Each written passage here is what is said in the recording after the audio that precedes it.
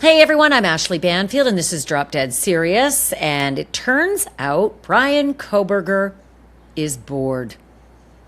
And I can imagine it would be boring to be in solitary for an entire year as you face another potential, 65 to 70 more of those boring years.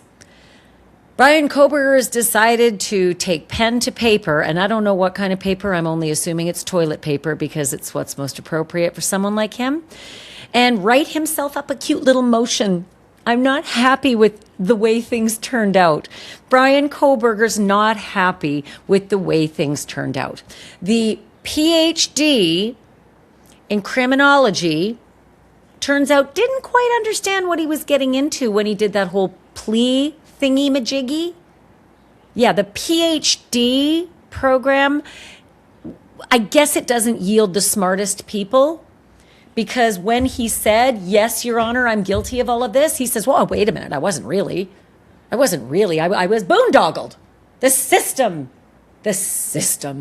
He's just desperate to get attention, to get a day trip out of the Idaho Max, just some change of pace from the horror show that is his life. The blank, desolate walls that are his life. He wants a break from it. So Bryan Kohberger, he decided to break his silence finally. And from prison, he is saying now something that could throw this entire University of Idaho quadruple murder story right back into court. I will say that with a caveat. It's a big maybe. It's a big fat maybe that he ever gets into court again. But he could. Stick around because you're going to hear the possibilities in a hot minute of whether Bryan Kohberger's toilet paper motion is actually going to get him a day trip and a different kind of bologna sandwich and a different kind of cell for, even 24 hours. If you were with me in this same place last summer, right around the same time, you'll remember that Bryan Kohberger pleaded guilty a year ago. He pleaded guilty to the murder of Madison Mogen. He pleaded guilty to the murder of Kaylee Goncalves. He pleaded guilty to the murder of Xana Kernodle. And he pleaded guilty to the fourth murder of Ethan Chapin. And that plea deal came together only a couple of weeks before he was set for an entire murder trial. A capital death penalty murder trial. Just weeks before that was scheduled to begin, and weeks before we, after years of gag orders, were going to finally get some questions answered, like, what did the investigators discover in all of this work that they did? How much do you have on this guy that you've kept under the gag? Some of it came out, but what else do you have? Because up until now, this has been such a mystery. Why did he do it? Why did he pick those kids? It seemed they had nothing to do with him. Nothing. So why? It is the most heinous thing you can do. Hand-to-hand combat. Murdering someone in cold blood in the most violent way as they sleep peacefully. Like, why? We thought we'd get some of that in that scheduled trial. But no, I guess he finally decided, they got me.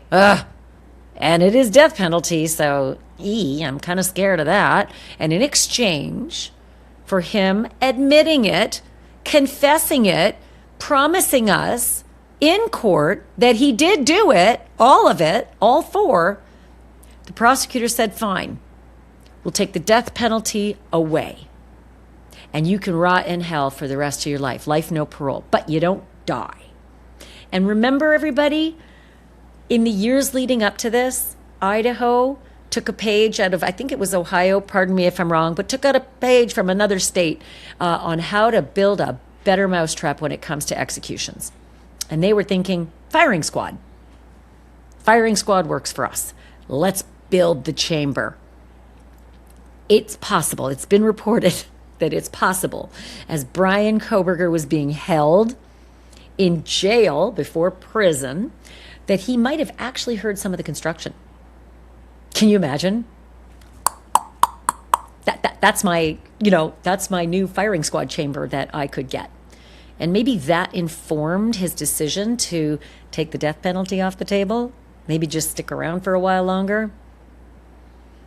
So he decided to give that plea, and he stood before a judge, and he admitted that he stabbed all 4 of these students, stabbed them to death inside their off-campus home in Moscow, Idaho. But he was never required, and I will never get over this, and I am very frustrated with the prosecutors in Idaho for this, because they agreed to it. He never was required to explain himself. He was never required to say why he did it. He was never required to give a detailed confession.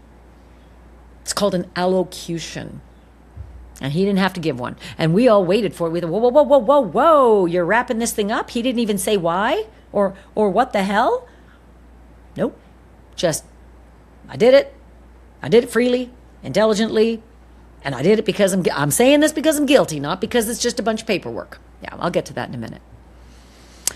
So Bryan Kohberger, instead of, heading into the new chamber that was on its way to being operational, he was sentenced to 4 consecutive life terms without the possibility of parole. And I know you're going to say, well, if you get 1 life, no parole, why do you even need the other ones? Well, for starters, they're consecutive. So when you finish one, the next one starts. And I know you can't die and be reborn all at once, as most of you believe.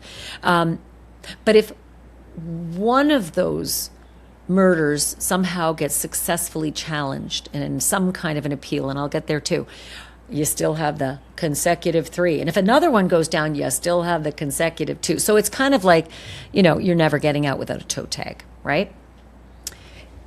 Technically, in that plea, he had to give up his right to an appeal. I know you heard it too, right? So you're asking me, why are we even here today? He had to give up his right to an appeal when he took this sweetheart deal. Sweetheart deal, life, no parole, 4 times over. But hey, you're not going into the new death chamber.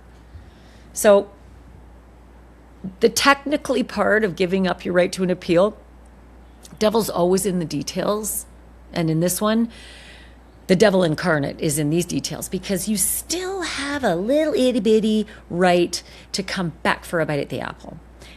You can't appeal what went on in the courtroom. You can't appeal that, but you can say, something happened with my lawyers, and I believe I was cheated by my own attorneys. It's called ineffective assistance of counsel. And I know if you've already read some reporting, you probably saw that those words weren't there. We'll get to that too. I'm going to explain all of this, why suddenly this dirty, rotten, quadruple murderer gets this other bite at the apple. A chance to peek his little rat face outside of his rat hole prison and demand more attention, me, look at me. And then read my toilet paper scratch and see how smart I am. But now Bryan Kohberger says he's innocent. It says that plea has to be withdrawn. It must be withdrawn in the most egotistical, blowhard terminology you could ever imagine coming out of Hollywood. This is his toilet paper plea. And he says that even if this results in the case being reopened, I want my plea withdrawn, even if reopening that case exposes me once again to the death penalty. But for the first time since his arrest, almost 4 years ago, he's speaking publicly. He called the New York Times, and specifically a reporter named Mike Baker. He did so from his Idaho maximum security institution, and he declared what he called a, quote, absolute claim of innocence. But when Mike Baker asked him about the actual evidence against him, conveniently, Bryan Kohberger refused to discuss it with him. And instead, he said the following. The intention is for all of those questions to be investigated and answered appropriately in a trial setting.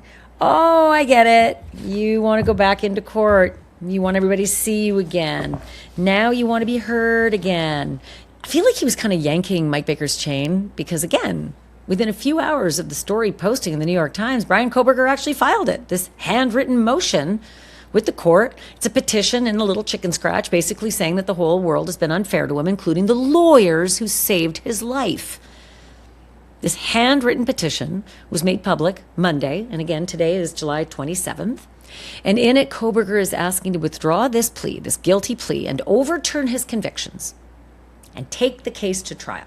He says the reason is that his plea, this PhD student in criminology, his plea was the product of ineffective legal counsel, false promises, quote unquote, and, quote, blatant disinformation. According to the New York Times, Mr. Kohberger, who had a court-appointed representation all throughout the case, ending with his guilty plea, said that he prepared the document, he, himself, to challenge the case on his own. In the new filing, Kohberger claims his defense team failed to disclose or properly review evidence that could have helped to clear him. He also alleges that his attorneys made promises about what his life in prison would look like, and that those promises induced him to plead guilty. So, okay, so my lawyers promised me life in prison would be great, and it isn't. Life in prison? Ain't no prison anywhere in America where life in prison is great or good or even like moderately sucky. It's awful. Period. End of story. Life in prison, no parole, is about as bad as it gets. And since Bryan Kohberger had been in protective custody, even waiting for trial when you're in jail, he knew that. He knew that. Again, he's a PhD in criminology. It isn't like he's a hairdresser who just didn't know what the hell was going on around him. This is his business. So, yeah. I was ill-advised. I want you to hear his exact words, but I want you to brace yourself because I had a whole full-on milk spit take. And honest to God, the language, he belonged on Broadway at one point. He's such a queen. Okay. It is hereby declared. It's hereby declared.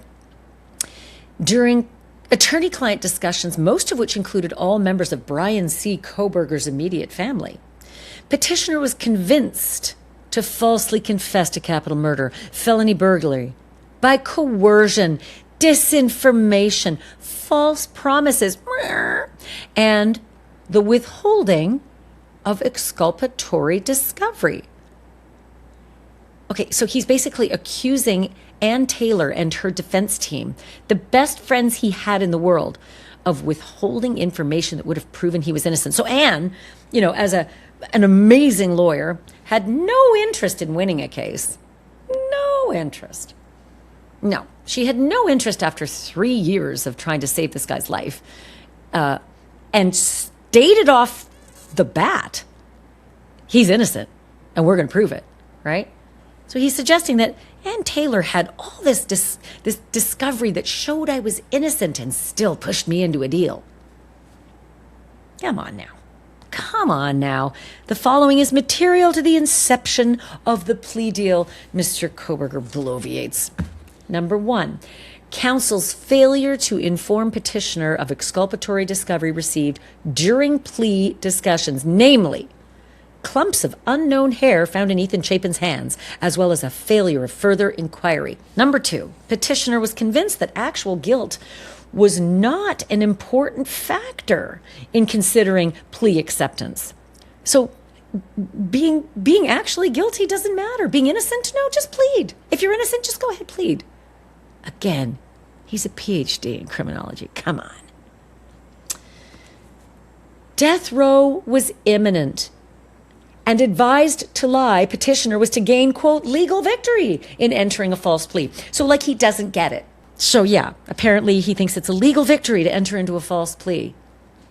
Number 3, a gross misrepresentation of and promises regarding what a life sentence would immediately afford petitioner. So what, were you told you were going to the Ritz? Were you told that there'd be a pool? Were you told there was massage and Zumba at 5? Life is life. It's toe tag parole. Again, student of PhD program in criminology. I was misled as to what life in prison, no parole was going to be like. Unfair. He continues, and a gross misrepresentation of death row in Idaho, including an elaborate fabricated story of counsel's horrific experience touring an actual 8x8 death row cell, all communicated to petitioner and his family, allegedly by IDOC, Idaho Department of Corrections, through counsel, thus constituting threats and promises made to induce a plea agreement. In common parlance here, I was told death row was really, really, really, really bad. The cell was 8x8. It was horrific there. So I was really pushed into pleading guilty to murdering 4 people so I could be in, I could be in a different facility for the rest of my natural life. I mean, okay. So in making his statement, Kohberger decided to talk to the New York Times. I mentioned that before, and he actually wrote out a full statement to them. And through his family, this is what he shared with the New York Times. Quote, "Over a year later, it is self-evident that in State versus Kohberger, justice was not served. Unanswered questions seem to multiply with each piece of discovery unsealed, and the public demands the truth. Unfortunately, the truth shall never be derived from the state's myopic narrative, a work of fiction which has yet to evolve since the PCA probable cause affidavit was released nearly 4 years ago, and its faulty premises were never challenged at trial. Circumnavigated by a broken plea, the trial never provided the public the clarity conducive to closure, and justice shall remain abjectly miscarried unless that plea is withdrawn. I hereby declare my intention to enter a not guilty plea and welcome the state's opportunity to prove their case at trial, as well as to again file for the death penalty. My actual innocence is my truth, and the plea hinged on by false promises and blatant disinformation must, all caps, must be withdrawn. Thank you for all who believe in my innocence," there aren't that many, "and continue to critically analyze the case. I send my love to my family who have never wavered in their belief in who I am, their belief in my innocence." Well, I don't think the family's doing themselves any favors. I think they had a real shitstorm to get through after their murderous brother, son, did the things that he did to those 4 beautiful kids. Yeah, a lot of the family members took it on the chin for him. And I really hope that they're not party to this, because if they are, that shitstorm is about to become Everest after 4 o'clock. Let me tell you something else here. I want a trial. I want the public to have clarity. Fuck off. You don't want the public to have clarity. You just want to get out of your cell. You want to be on camera and you want to be relevant. But you just wrote this on a shitty little, I don't know, I say toilet paper because that's what you are. I'm not the only one who feels this. The Idaho Attorney General, Raul Labrador, said that his heart goes out to the victims' families who have, quote, already endured unimaginable loss and must now face today's deeply painful news. That's an understatement. Somebody else who feels a little like I do, Mark Iglarsh. Mark is a former prosecutor, so he knows what he's talking about. And he's also a criminal defense attorney. And usually I am met head on with a robust argument. Not today. Not today. No, Mark Iglarsh sees this for what it is as well. And I had a hell of a conversation with him. And if you are on the ledge about to jump because you're so upset that this MFer might actually get another bite at the apple and head back into a courtroom and twist the knife for these suffering families, well, I think you're probably going to like our conversation. Hey guys, listen up. Most men aren't trying to stand in front of a mirror with a 6-step skincare routine. I get it. Nobody has time for that. And that's why Particle Face Cream is such an easy win. It's made specifically for men's thicker, more rugged skin. And it replaces 6 different products with just one. It helps with the eye bags, the dark spots, the wrinkles, the dry skin, the post-shave irritation, and it deeply nourishes with Dead Sea minerals. It has hyaluronic acid, vitamin E, and jojoba oil, so your skin feels smooth and hydrated but not greasy. So my husband Chris uses the smelly stuff, which I really like, the eau de parfum. But then here's the face cream. It's like super cool looking and it's awesome. And then I also got him the shampoo, but I also use it because I like it. And more than 1 million men around the world already use Particle. And every purchase comes with a 30-day money-back guarantee. So check out Particle Face Cream using my link below, and then also use my code Banfield20 because I got you 20% off site-wide. You're welcome. Mark Iglarsh, good to have you on Drop Dead Serious. Thanks for having me. So I was a little surprised. This time last year, I was making plans for an entire trial, and then Shazam, there was a plea, and here we are a year later. Do you think Bryan Kohberger's just bored in jail and needs something to do? That's definitely part of it. It's also a great PR campaign for him. I don't know what it's like being in prison under those circumstances, but he wants fans, he wants people to give him money, he probably wants a life. He knows his chances of winning this motion, I equate to be somewhere between 0 and remote. If you want an image with that, I'll say it's the same as Bigfoot finally riding a unicorn. Or a snowball's chance in hell. Something like that, or unscrambling an egg, whatever metaphor you want to run with. I'm really glad you said that because I think that that's what people needed to hear the most. When someone like this, raises their ugly rat-like head and stirs the pot again and Right. effectively twists the knife. And I'm sorry for that, but that really is how it feels for a lot of these families. I understand. There's no relief for them, is there? Well, what would have been worse, candidly, would have been a long, protracted trial. If they would have gotten the death penalty, you're talking about 30 years of appeals, most likely, if you ever were to get the death penalty. It would have been, I think, 10 times worse. Here, the judge will look at the motion, it will be denied. He'll then seek his appellate remedies, which will, mean nothing, and then he goes away until he files something else. So this will be dispensed with quickly. This won't be a long, protracted series of hearings and appearances by that bastard. It's a lot like the Luigi Mangione preliminary hearing that should have taken 5 minutes. You never know what a judge is going to do, right? You don't know who you're going to get. This one should be denied fairly quickly, but you never know what judges are going to do. Sometimes they have their own reasons for wanting the limelight. I don't know. So you mentioned then he'll perhaps exercise his appellate rights, but it's so confusing to the layperson out there because we heard the judge say, you're giving up, you're waiving your right to appeals by taking this plea. It's never really quite that simple, is it? Correct. There's one limited exception, and he's pursuing that one exception.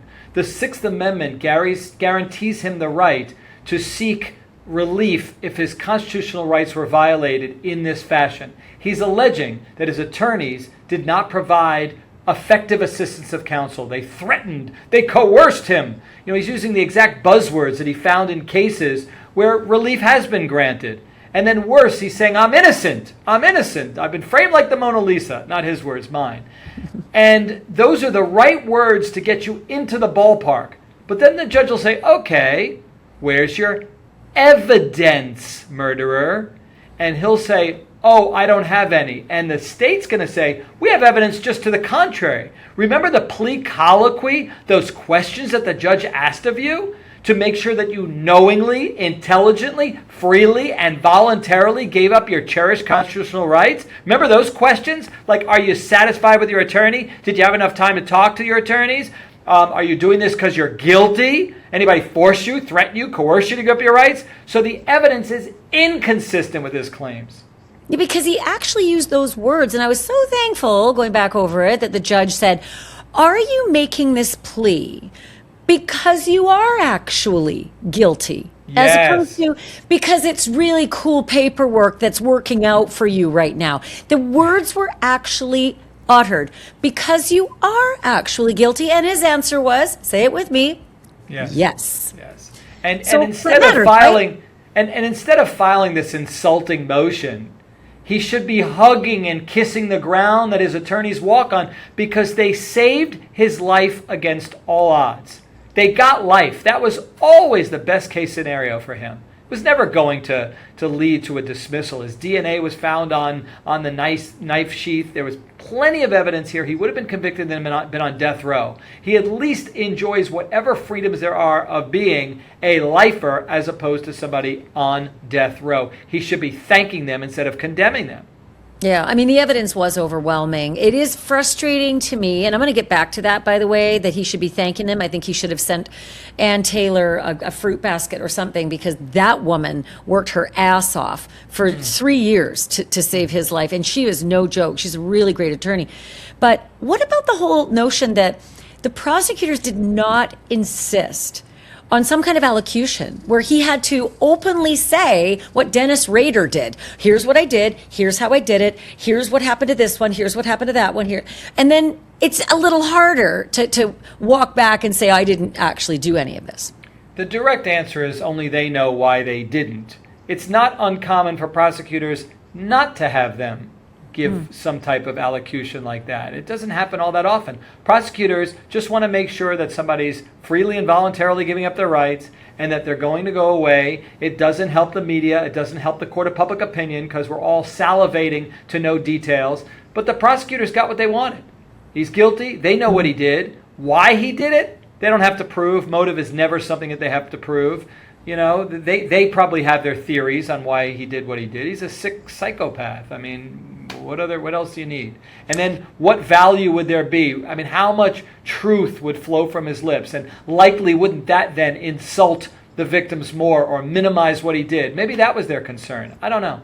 Well, it's actually a really good point, because, I talked to a lot of the victims' family members, and I have for the last 3.5 years, and that was all they wanted. They wanted the why.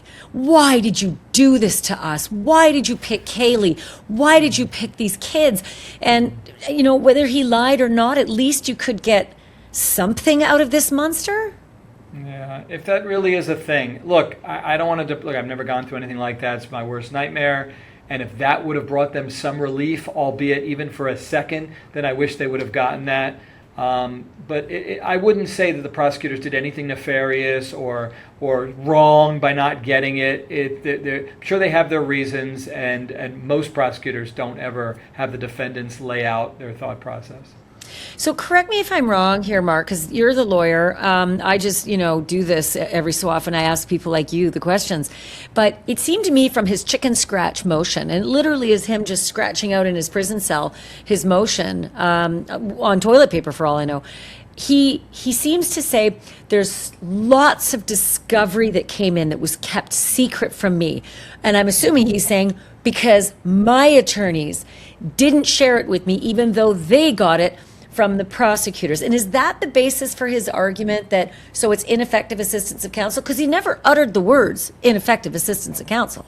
Correct, but that's what he's going to be arguing, and that's kind of what the court, how the court will take it.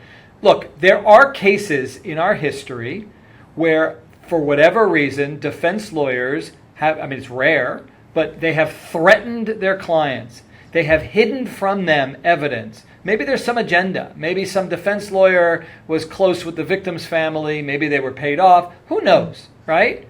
So we don't want that to happen. And so there is case law, and that protects defendants under those circumstances. If that were to ever happen, no matter how guilty someone is, they would have been robbed of effective assistance of counsel. The Sixth Amendment would have been violated, and they should have their plea set aside. So what Kohberger is doing is he's jumping onto those cases. He's looking at the language where the courts have reversed prior convictions, prior pleas, and he's trying to use that language to analogize his case to those cases. And you just can't plausibly analogize those cases. You're not going to get a defense lawyer who's going to say, you know what, he's right, I just wish it didn't come to light. I just threatened him. I was sick of him. I just wanted him out, and I lied, and I hid evidence, and, oh, he's innocent? That's right, I agree, he's innocent. It's just not going to happen. It's Michigas. Michigas. Well, you're right. Who wants to fall on the sword for the person they spent 3 years trying to save? However, I have seen it happen before. In the Cynthia Summer case in California, her attorney did fall on the sword for her. And thank God he did, because he didn't bring in evidence to show that some women would mourn differently than others. And her partying shouldn't have been an example of her being guilty of killing her husband. And in the subsequent trial, she was, there wasn't a subsequent trial because they found evidence that the testing of her husband's samples had all been wrong. And so in that respect, it worked. But it is rare, isn't it, that an attorney is going to come into court and say, yeah, he's right, I suck. Yes, and it would happen more frequently in the scenario that you gave, where an attorney is rushed, he has so many other cases, he didn't follow up on leads, maybe he thought it wouldn't lead to anything, and then in retrospect, oh my goodness, I screwed up. I just didn't get an expert on that. I didn't follow up on this. There was a busload of nuns that might have saw him in a different place. I screwed up. That happens. And I don't think that it's that rare that an attorney would at least consider taking the witness stand in favor of a former client and admit that they're wrong and they screwed up. This is different. He took a plea based upon evidence that we all saw, we heard. We know that it was proof beyond and to the exclusion of every reasonable doubt. And he himself, a very sharp guy, not mentally retarded, not low IQ, but someone who's extremely bright, answered the court's questions knowingly, intelligently, and voluntarily and freely and said, yeah, I am guilty. This is in my best interest. This is what I want. So I find it very hard to believe that anyone's going to disturb his conviction. And by the way, if it was that easy to disturb these convictions and just set it aside, the system would shut down. Yeah. Right? Witnesses die. Oh, now it's time to set aside my plea. I know they're dead. The lead detective was indicted. I know now I can win the case. Right? It's not like canceling like a hair appointment or a magazine subscription. It's not like that. It should be more difficult. And to that end, just in terms of, process, clearly this has been filed. What happens now? Who reads it? And does somebody rubber stamp it and say, you're not even going to come into a courtroom. We don't even care to see your face. Or does he have to come into a courtroom? Do we have to see his face? Again, it's up to the judge. I don't know what the judge is going to do to it or with it. In the best case scenario, Kohberger can hope and pray for something that would be your nightmare, and that is an evidentiary hearing. Like where they call witnesses and the defense lawyers raise their right hand, swear to tell the truth, and say, he's lying, I did everything I could. The judge may just on the face of it just say, it's not sufficient and I'm denying it. Because, in this chicken scratch toilet paper motion, he didn't suggest what this new, exculpatory evidence that was suppressed or was hidden in discovery was. He never mentioned it. Is that just because you're filing this, he ain't got it. Yeah, well, that's what I think. That's Give what me I option think. A. There's only one thing. He ain't got it. Who else did this? Really? Well, And by the way, you keep saying chicken scratch toilet paper. I don't know that it has any less merit merely because it's on asswipe, if we're allowed to say that. You should be reading. He himself is an asswipe, which is why I don't like to speak with positive terms about that monster. Right, but again, what it's written on and how it's written doesn't dictate to me whether it has merit or not. I don't know that he has access to a computer. That may be the only thing he can write it on. I'm looking at what he wrote, and it's crap. Yeah. And it belongs on crap paper. So because that was my question, I don't know if the first step is just to get in the door and then you withhold details for later, especially if you're an attention-seeking prick. And he is, without question, one of the most egotistical, other than Dennis Rader, whose ego knew no bounds in the courtroom during his allocution. You can just tell the way he writes it, how much of a bloviator he is. And so I wondered if he was just trying to span the process out to get more visits and, free bologna lunches in a different facility. There's no question he wrote this because it benefits him. We don't know all the ways it benefits him. He does. We can speculate. I'll tell you this, Ashleigh, in the last 15 days, how often did you and I publicly ever talk about Kohberger? And then here we are. In a couple hours, I'll be talking with Chris Cuomo about Kohberger. Tomorrow, I think I'm talking about Kohberger. There, I said his name 3 times. He made that happen with toilet paper and whatever he's writing on. So, writing with. So, of course, he knows he's going to use his his, I don't want to call it celebrity, but infamy, to get attention as he's sitting in a room all day. I don't know why nobody expected that. I did. That's what they do. Utter boredom. Utter boredom. And it's only a year. And for a young guy like him, he's probably got a 70-year sentence. So this is just year one. And so in a weird way, I almost delight knowing how desperate he is and how much he hates it in there. There you go. Because he's at year one. He got a long marathon. Everything's a reaction, right? People do things like nobody cuts you off in traffic and does it to you. It happens. Now, your reaction to them dictates how you're going to feel. Either it's, well, maybe his wife's water broke and he's rushing to the hospital, or he's just a complete a-hole. Whatever the reason is, it's your reaction that dictates how you're going to feel. So the families and everybody can get riled up and get really upset, and then Kohberger wins again. He victimizes more people over and over again if the reaction is, oh my God. If it's, well, Kohberger is writing crap and it's going to be treated like that and there's no concern, he will stay where he's going to stay for the rest of his life, then people won't then be upset about it, or shouldn't be upset about it. Yeah, bored little bloviator. But I am so interested in the language, and you've mentioned it a couple times already, and that is that there was an intelligent piece in his plea, that you intelligently are making this decision. Yeah. And there's intelligence, and then there's intelligence. Some people who are in court and didn't make it past sixth grade. This fella was in a PhD program. Does that come into play when the judge looks at this chicken scratch on the toilet paper? Does the judge say, no, you were very intelligent, I don't even want to hear the rest of this?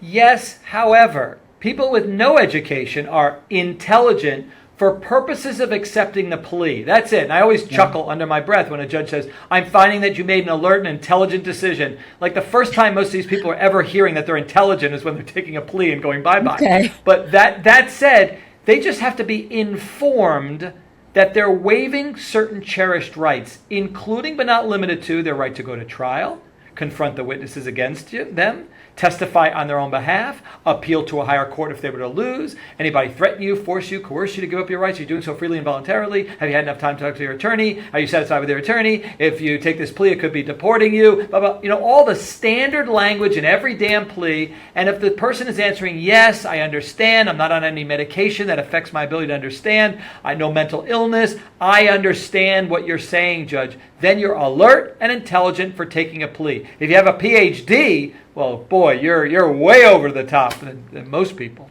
Right, and that's where I love that you gave me that schooling on intelligent. It just means you're here and you can understand what's happening right in front of you at this moment. Yeah. But again, he is a next level because he was a PhD student in this science that we're discussing, like in the genre of criminology. And so I wonder if the judge would even be more, pissed off about the fact that this guy is saying, I wasn't treated fairly, I was cheated, when he would have known more than the average guy to look at everything. I hope the judge isn't pissed off. I don't think that an effective judge that I admire gets pissed off. I think judges are routinely bombarded with motions from prisoners, the same way I'm bombarded every week with letters from prisoners telling me that they're innocent and they want me to go champion their efforts, right? And who knows whether any of them are accurate and whether they really are innocent or not, but that's what they do back there. And when they don't do it on their own, they've got jailhouse lawyers who will help them. That's what they do all day long, You don't catch anything unless you go fishing. So back to the judge. I'm hoping the judge gives this the same energy and dismissive kind of thought process that most judges do. Okay, here's some guy who's writing something. It's meritless. I'm dismissing it. Thank you. That's it. So what you're saying is that it is possible that we don't have to see his ugly face in a courtroom, but maybe improbable because this one is so high profile, every T is crossed, every I is dotted, and they just don't want any signs of impropriety. Do you expect we're going to see him walk into a courtroom again? I just don't know. I don't know. I've got to look. As soon as I get off this podcast, I'm going to research this judge and how this judge handles things. I'm not in the minutia. If you asked me about South Florida judges, I'd have a better idea. I just don't know what this judge is going to do with it. Just think about it though. If every single person who took a plea with the understanding that 10 years down the road, 15, 20 years, some of these cases are impossible to prove. Witnesses die off, their memories fade. So if it was that easy to just write a motion and have some relief, then the system would shut down. It wouldn't work. If similarly they were to have hearings every time an inmate simply writes something down so that they can then get a free trip to court or be some security risk so they can then be transported and maybe their family members can rescue them, then the system would not be a good system. So I don't know that we're going to see any hearings. I suspect I hope it isn't, but I suspect it is him needing a field trip. It's him wanting to get out of his solitary confinement because he is in protective custody. He's tired of the food. He's tired of the four walls. And he wants everybody to think he's really smart, even though we all know how dumb he is for having committed the stupidest of mistakes during his crime. You left part of the murder weapon behind, dope. But that's what I expect. I expect that this is just him trying to get a day out of the Idaho max. Yeah. Maybe. I don't know. Only he knows. Yeah. So, next question. If he's summarily dismissed, and we don't have to talk about this again, it's just one and done, what's his next possible maneuver? Is there one? I mean, he has the right to appeal. So does he? But the right to appeal just this? This, yes. Not this that. issue. Not denial, the big thing. yes. Yeah. No, the denial of this issue based upon constitutional grounds, which he cannot waive, even though they tried to get him to waive his right to appeal, appealing this issue. But if the lower court is not going to find any merit, I think it's unlikely that the appellate court would reverse the lower court's decision. And that would, again, be just kind of a rubber stamp paperwork, not, again, the orange jumpsuit being paraded into court? While anything could happen, I'm leaving the door open. I don't know. We'll leave it at that. I don't know. I genuinely, as we sit here today, I still have research. I don't know everything. I don't know how this particular judge is going to handle this motion. One of his former defense team members, and I don't know anything about this fella, his name is Brent Turvey. He's a forensic scientist that the defense, I guess, had working on his case at some time.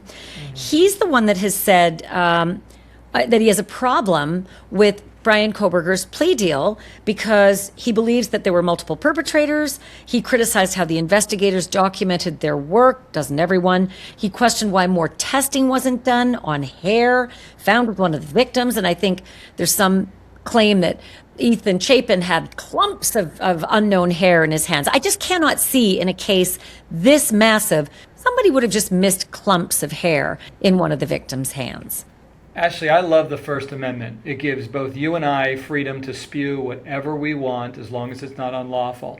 It gives this guy the right to spew whatever he wants. It doesn't mean there's any merit to what he's saying or any credibility. I choose to disagree with what he's saying.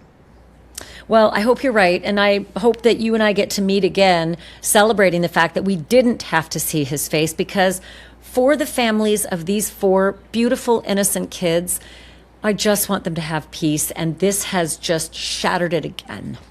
I hope it didn't. I'm truly hoping, and I'm hoping that their happiness resides outside of whether his face is ever shown, whether he ever files a motion. He would love that. If it's known, if he thinks that him filing a motion is going to somehow cause them pain, to him, that's fuel for his fire. I'm hoping this family has been able to find peace outside of what his actions are, that their happiness is not contingent upon the actions of this sick man.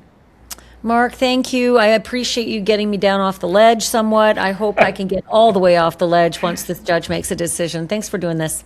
Great to see you. Thank you, my friend. You too.